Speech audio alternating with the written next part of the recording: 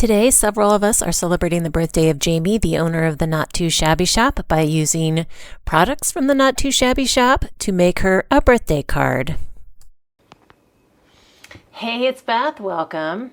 Today, I'm so excited to be celebrating the birthday of Jamie, the owner of the Not Too Shabby shop. So she puts out the products, like these that you see here on the screen. So many amazing products, so fun. She's such an amazing crafter as well.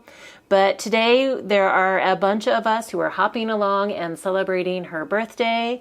We are making a birthday card for her.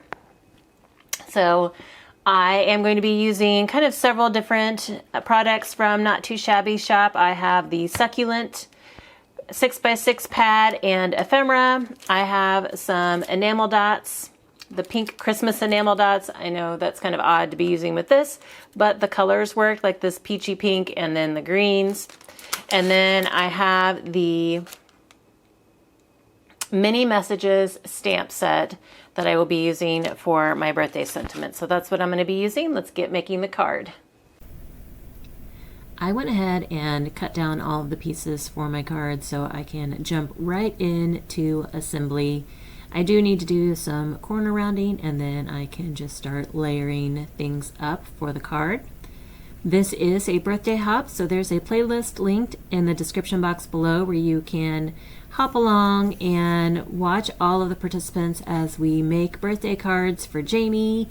We are making cards using Not Too Shabby products, and then we are all going to send our cards to Jamie so she receives tons of birthday wishes in the mail in hopes that it helps her have a fabulous birthday.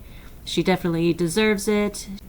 So I hope you do hop along, enjoy all of the birthday cards, celebrate with us, and pick up some birthday card inspiration along the way.